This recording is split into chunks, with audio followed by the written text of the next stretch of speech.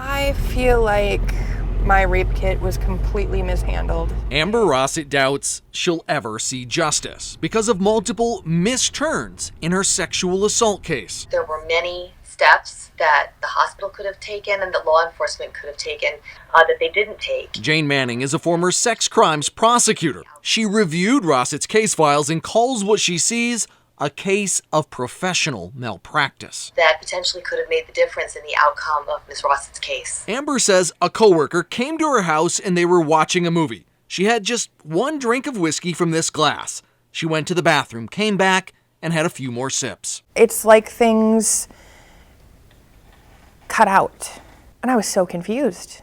Why was I naked? What just happened? By the time things started to come back into focus, he was throwing on his shirt, telling me very emphatically that we had a really, really good time. Thinking she'd been drugged and raped, Amber went to the Owatonna Hospital last year to get a sexual assault exam. There was no one in the entire hospital who could do a rape kit. No one? No one. They told me that they had to wait for this specific nurse. Her records show the hospital twice paged a specially trained sexual assault nurse examiner, known as a SANE. But Amber was forced to spend the night in a hospital bed alone, waiting for more than 5.5 hours to be examined. It was absolutely too long. Experts say delays like that can mean a loss of crucial evidence, especially if a rape victim has been drugged, resulting in flawed investigations where rapists go free. In too many cases, victims report to the hospital and are kept waiting for hours while precious evidence literally is metabolized away. In Amber's case, BCA lab testing of her urine did not find evidence she'd been drugged. But because of delays, experts say some drugs used to sedate victims could have long been out of her system. Every minute that goes by makes it less likely that testing will be able to detect what that drug was. In part because no drugs were found and the suspect claimed the sex was consensual, the prosecutor declined to charge Amber's case. They were done with it, over. Goodbye, go on with your life. We found delays in seeing a sexual assault nurse, or the inability to see a SANE at all, routinely happens in Minnesota. SANEs play a crucial role, not just in providing compassionate care, but also in collecting evidence critical to successfully prosecuting sex assault cases. Nearly all metro area hospitals have SANEs on staff and on call, but in greater Minnesota, they're few and far between. In your part of Minnesota, are there enough SANE-trained nurses? Absolutely not. Caroline Larson is a sexual assault advocate in northern Minnesota. We figured out that we have less than 10 trained SANE nurses in our service area. Just look, that's for this huge 6-county swath of the state. And it's not just that area. Advocates tell us in these 5 counties in southwestern Minnesota, there are only 2 SANE-trained nurses. Statewide, Minnesota has 141 hospitals. But get this, only these, just 1 in 4 of them, have a sexual assault nurse examiner program. They should absolutely have a trained nurse. Erin Murphy is Minnesota's former House Majority Leader. She's also a registered nurse and says the state can do better. We should make sure that we have enough SANE nurses in the state of Minnesota to be able to get to a victim. It could have been handled so much better. Delay So much better. turned to dead end for Amber Rossett. Remember, we told you there were lots of wrong turns in her case. Her blood was never tested for drugs. Her whiskey glass was never tested for drugs. And even worse, turns out her rape kit was never tested for DNA. Why? Records show DNA profiling was not completed at the BCA because the Steele County Sheriff's Office said testing was no longer needed. It's absolutely time to close the testing loophole here in Minnesota. GOP State Representative Marion O'Neill says the loophole lets some rape kits go untested, especially in cases where the suspect is already known, and the issue is whether the victim consented. Guidelines from the federally funded Sexual Assault Kit Initiative state rape kits where the suspect is not a stranger still should be processed for DNA and entered into CODIS, a database meant to catch serial offenders. Without that, law enforcement may not know if the same person has been a suspect in other consent cases in different communities. One consent case could be a misunderstanding. Multiple consent cases could be a serial rapist. I was never told. Amber did not even know her kit wasn't tested until Cara Levin asked her to get the records in her case. I was told that there was not enough evidence to prosecute the case, not knowing at the time that all the evidence had not been fully processed. And it's outrageous. It's absolutely outrageous. There's no straight answers with anything. Tiffany Bowe is on a journey for answers. And it's frustrating, and then I've cried over it. This drive has been 4.5 years in the making. She's after records she believes will prove she was sexually assaulted, DNA results from her rape kit, and other evidence collected. I need that, solid, you're telling the truth. This is the room that's curled up facing the wall. Tiffany says she was raped in her home during a 2015 New Year's Eve party. I remember the ball dropping. I took a shot with everybody who was there, and that was a really big mistake. Feeling like she'd had too much to drink, she went to bed. And then the next thing I remember is him over me. Half thinking it was a dream, she says she tried to get up. And I felt the bed was wet. And then it just kind of started coming back to me. So I just started screaming. After wrestling with the decision for 4 days, she reported being raped and went to the St. Cloud Hospital to get a sexual assault exam. Police reports show they collected her bedsheets, talked to other people at the party who gave varying accounts of what happened. They spoke with the suspect, and he denies either touching or having any sexual contact with Tiffany. Case closed. Follow-up investigation needed? None. I begged, I cried, I caused a scene. I was that crazy girl in the police station telling them just test the DNA. But that evidence was not sent to the BCA crime lab. No DNA testing was done. 4 years. Over 4 years. Just sat there in a locker. She told her story last year to the Star Tribune as part of a series about incomplete rape investigations. Then she got a call. Police were reopening her case. The BCA would finally be sent her kit and that bedsheet evidence for testing.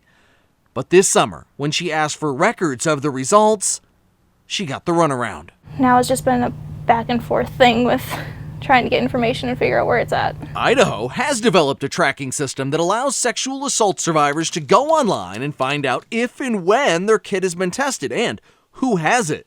Matthew Gammett, Idaho's Forensic Services Director, says victims can also request notification if a DNA match occurs. It is a solution that works here in Idaho and can be replicated all across the country. Gammett says 25 states, including Wisconsin, have already inquired about the software, and they give it out free to any state that asks. We will provide any assistance that we can. But Minnesota has never asked. Jude Foster is with the Minnesota Coalition Against Sexual Assault. Currently, we do not have a statewide tracking system, which is problematic. In 2018, the Minnesota legislature did pass the Victim Rights to Sexual Assault Evidence Information Law. It required police to put in policies and procedures to get victims information about their sexual assault kits no later than January 1st, 2019. But when Cara Levin began surveying law enforcement across the state, we found a number of police agencies that couldn't give us those specific procedures to give victims access to information from their rape kits. Tiffany was eventually told to get the records she wanted. She needed to drive 40 minutes away to sign a release form in person at the Sherburne County Attorney's Office. You have an appointment? She was directed through security to the prosecutor's office. And the form she was supposed to sign? This is the form. A blank piece of paper. She was never even asked for her ID and would still leave with nothing. And then not getting anything. Not even sure if I'm gonna get anything. A month and a half of waiting later, Tiffany did get her records. BCA lab testing found her rape kit had insufficient evidence. Remember, she waited 4 days to get it done. But the records do contain a bombshell. DNA testing on her bedsheets was a match for the suspect's semen. This seems to directly contradict his story of no sexual contact. Despite this evidence, there's no record the police went back to re-interview the suspect. And Tiffany got the news her case had been closed again. She recorded a phone call with Assistant County Attorney Lee Emmons. I'm not telling you that I don't believe that it happened. I'm telling you I don't believe I can prove it beyond a reasonable doubt. On the shore of Lake Superior, in Duluth's Park Point, a 19-year-old girl reported being gang raped in 2008. Her rape kit, finally tested a decade later, solved the case. DNA from the sexual assault kit quickly pointed to Dane Mullen, a felon with armed robbery on his rap sheet. In August, he was convicted for aiding and abetting the rape. Obviously, we've had cases that can be solved, that can be charged. John Barrett is Duluth's detective, now tasked with investigating cases tied to the city's 500-plus previously untested rape kits. DNA testing from the beach rape also pointed Detective Barrett to this man, Jesse Lee Fetchner. Excuse me, Jesse? AJ Legault, I'm with CARE 11. BCA crime lab reports show his sperm cell DNA was found on the victim's clothing. And not just that case. According to criminal charges, his DNA also ties to a 2011 unsolved rape. He's charged with raping a third woman in 2018. In court, Jesse Fetchner has denied the charges, but it's not something he wants to talk about. I want to ask about all these women you're accused of raping. Fetchner and Mullen are just two of the men to be criminally charged with sexual assault here in Duluth.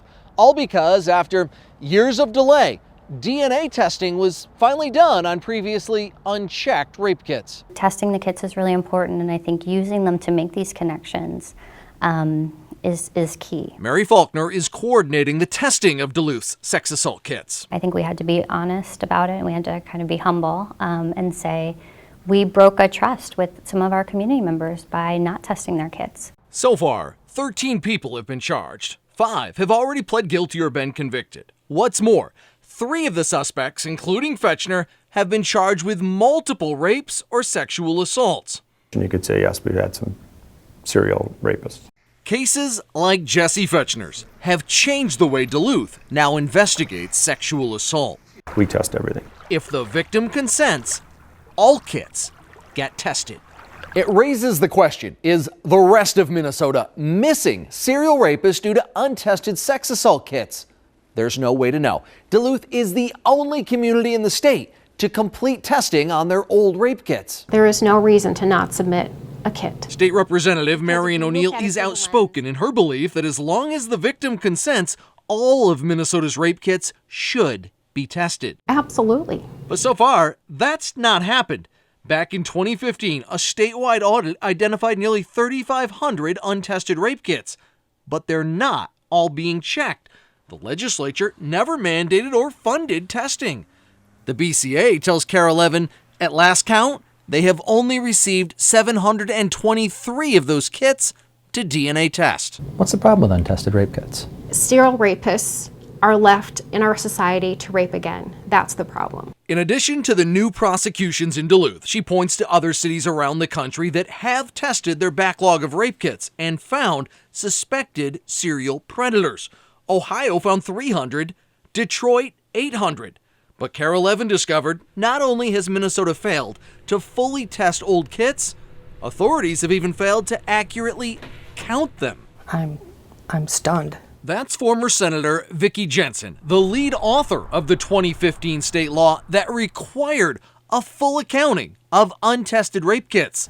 She's reacting to CARE 11's finding that the Minnesota BCA may have missed more than 1,000 kits. I felt like we were not taken seriously. Remember, the BCA said it counted nearly 3,500 untested kits, but CARE 11's investigation uncovered records showing the BCA failed to include other kits they called partially tested for serology, the presence of bodily fluids, but never fully tested for DNA. Should partially tested kits have been counted and disclosed to the public? Absolutely. They had to be. We wanted them on the report so that they could tell us why. So if a kit had not been tested for DNA, it was supposed to be counted?